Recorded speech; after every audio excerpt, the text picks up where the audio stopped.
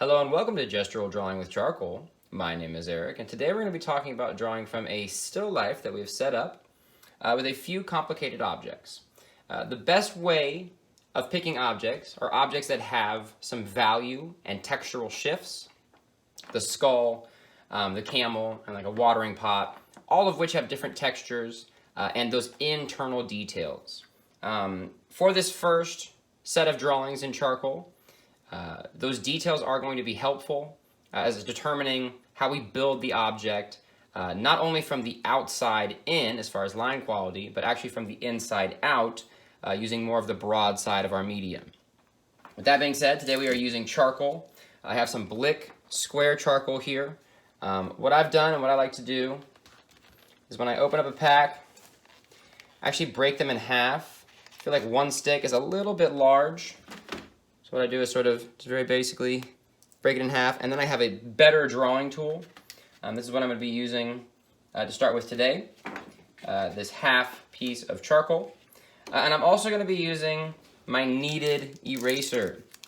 Your kneaded eraser comes in your pack that you should be getting for your drawing materials. And when I open this, you'll see it's sort of just a gray square, but when you rip it apart, it actually has more of a consistency of like silly putty. And there's a number of really good things that we can do with a kneaded eraser, but this is sort of how you clean your eraser as well, and we'll get into that shortly. But once you get it sort of in a ball, you're good to go. These last a fair amount of time, but after a while they will get super loaded with medium. So you will notice you have 3 of these in your drawing materials. We will definitely go through more than one this semester, but keep that in mind. Okay, so we have charcoal, we have our still life, we have our kneaded eraser, and we are ready to go. One quick note before we get going. You will get charcoal all over your hands. You'll notice I'm already, just from touching this, getting a little bit of charcoal in my hands. Charcoal is non-toxic. There's actually some toothpastes and other cleaning materials that actually do have charcoal in them. So do not worry when it gets all over you. It also does wash out of clothing. So that's good all the way around. Okay, so I have 3 objects here. I have a full page here. I'm using my newsprint, which is the larger paper, 18 by 24 inch. Just a quick reference here. This is my newsprint pad. Notice the 18 by 24 newsprint. All I've done is taken a few pages out and I've clipped them to a board. So it's a little bit easier to use. You do not have to take them out. It's optional if you'd like, or you can keep them in your newsprint binder. Either way, we're going to be using that newsprint.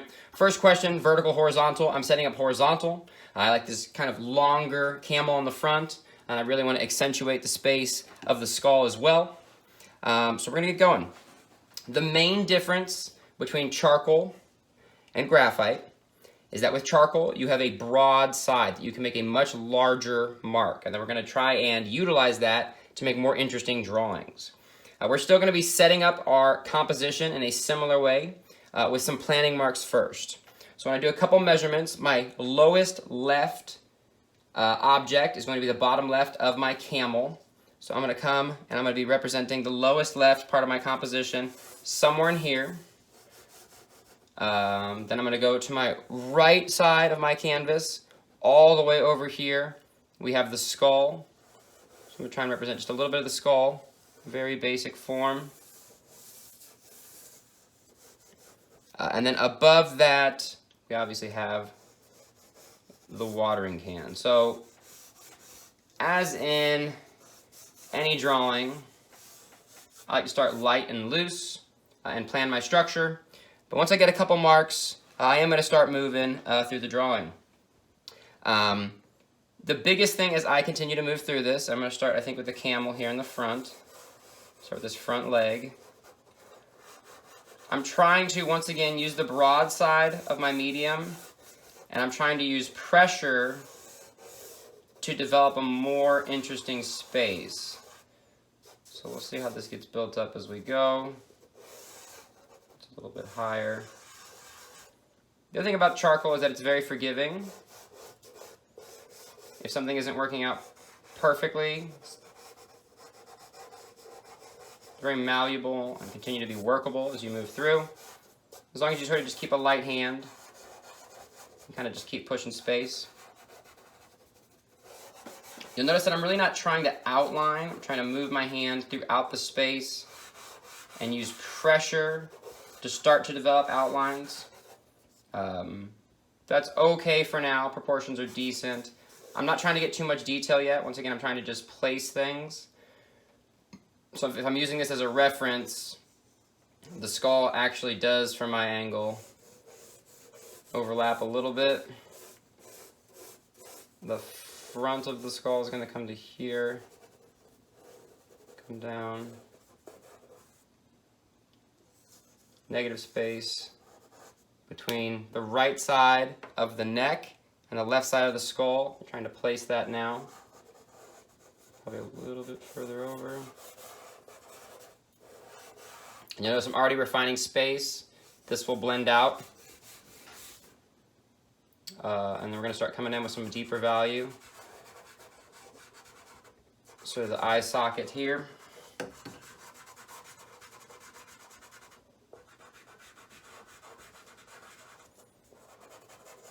Once again, in charcoal, you do not want to labor in one place for too long. You want to keep your hand moving.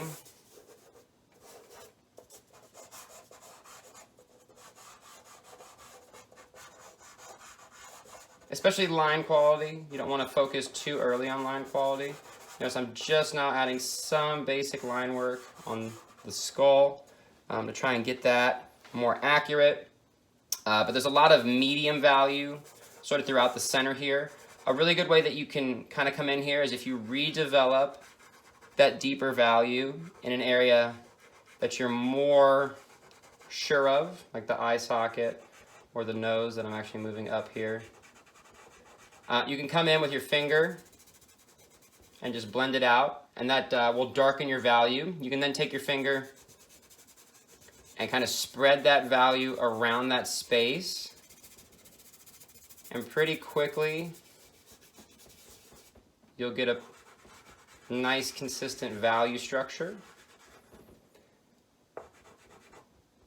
Now the hardest thing about this is keeping your light values light without overdoing it on your charcoal, and that's where our kneaded eraser comes in. So I'm going to come through here, I'm just going to blend this out.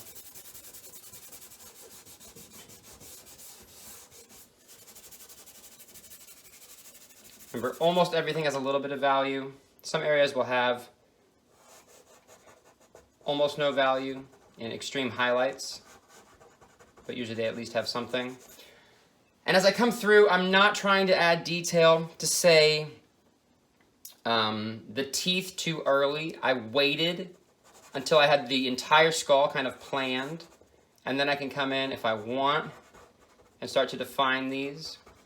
It's the really good thing about gestural drawing is that you can do a 5-minute gestural drawing and it can reach a certain level. This is, maybe a 30-second, 1-minute drawing of the camel. This is probably, more than a minute, maybe 2, of the skull. But you can just keep refining as you go, and you can still have successful drawings the whole time. So I want your hand moving quickly, sort of through the space. So I'm taking my kneaded eraser, and I'm going to pull a few highlights on the charcoal.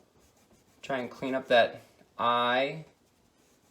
Trying to bring that down from the nose and the bridge, the nose here. The top of the skull is absolutely lighter. A little rigorously here. And then you can blend it back out. So already I think pulling that highlight on the skull helped a little bit. I'm going to maybe even pull a little bit more. I'm just going directly on top with that kneaded eraser. You'll notice it's getting a little bit dirty. Come back in with my finger, softening space out. You can come in and make smaller shapes with your kneaded eraser. Say I want to pull the extreme highlight in the tooth. I can come in and reduce value in a smaller section. Now that will fully saturate your eraser, so all I'm going to do, pull it apart, Sort of cleans itself. You go right back in. Cleaning space up. Moving through, that jaw might actually be a little bit small on that side. But moving through, skull's decent for now. Let's get this other watering can. Actually does overlap there just a little bit. And remember, when you're sizing objects in, you should be comparing them to your other objects. They should not be independently placed. You should be placing them dependent on your other objects, using proportional observations. I'm just going to use one curvature here to do the top, so the broad side all the way around. Nice big hole at the top. No space there. And something, when you have something that is a little bit of a lighter value, you can take a deep value and carry it pretty far. So like this value here and this value here is already pretty heavy.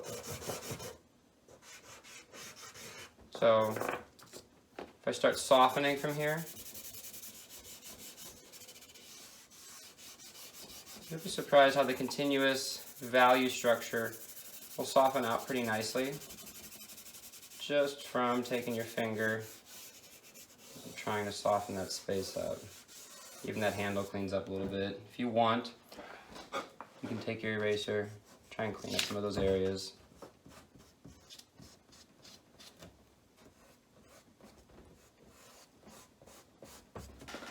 The skull was too large on this side, so I'm going to come in and clean that up too.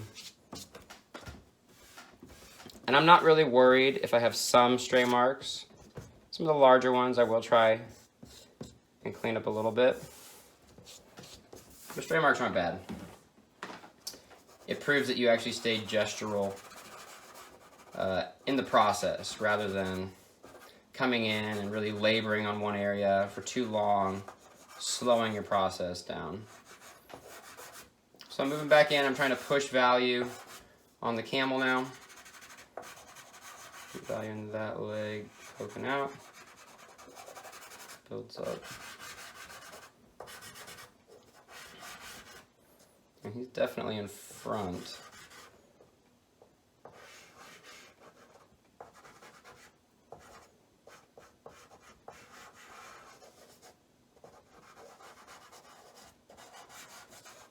A lot of people want to come in and do these intricate details early, like the eye of the camel, or the rucksack, the canteen, and the sort of sleeping bag and stuff. You can block those things out, but if you spend too much time on them too early, it can really hinder the process. The same way as for sketching in graphite, how if you labored too long in one area, things were sort of slowed down. So this is proportionally incorrect, for sure. But that's okay. We're going to use our finger to try and soften a space, try and edit out that mistake. So we made this a little bit larger. Push that value there, knapsack there. Okay, so this needs to get reduced. You can also use a real sort of rubber eraser. That can sometimes get bigger areas out if you really, really want to clean up an area like this where the proportion was a little bit heavier off. Just keep in mind that when you bring that eraser back into using in graphite, you do want to clean it off. One way is just sort of, when my finger's clean, you can just rub it off. You can actually wash your erasers off too, these pink pearls. You can actually just put it under water and literally just rub off much of your medium. You will have to wait for it to dry, but they're pretty resilient, good little tools. Okay, so we're getting pretty close on this gestural drawing. I've spent maybe just over 10 minutes on it for 3 objects. Not too bad. I could very easily spend another 20 minutes on this, just kind of going through and refining space, pulling highlights where I see them, pushing value deeper where I see it, softening areas with my finger as I come through, and once I soften, coming back in and adding more line quality within, like these details, these sort of gems in there like that. Can't forget the canteen. I notice I didn't put the canteen in there for a very long time, very small detail, but you can still come in, you can add it, you can pull some highlights on it, soften it out. And it doesn't really matter that I hadn't planned it in there. Pretty easily plan a little object. So it's working. So you're going to be moving around your drawing. You're going to be slowly refining. You're going to keep your hand moving fairly quickly as you're refining space. And you are going to be using charcoal on newsprint. These drawings should take 30 minutes to do 3 objects. Once again, I moved fairly quickly through it, but I could very easily spend more time on these to continue to refine space. Notice that my value did get a little bit dark in certain areas, but I can continue to go through with my eraser and pull value out, whether that be smaller details. As far as texture, I could throw some in the gem here, or the highlight on the rucksack, or larger details like a highlight that goes across the top of this, or sort of centralized on the handle there. So keep your hand moving quickly, using charcoal. Continue to refine space as you move. Within the first 5 minutes, you should have all 3 of your objects with the composition planned. At that point, you should then be moving through these objects fairly quickly, trying to refine space before you then continue and push the value structure deeper.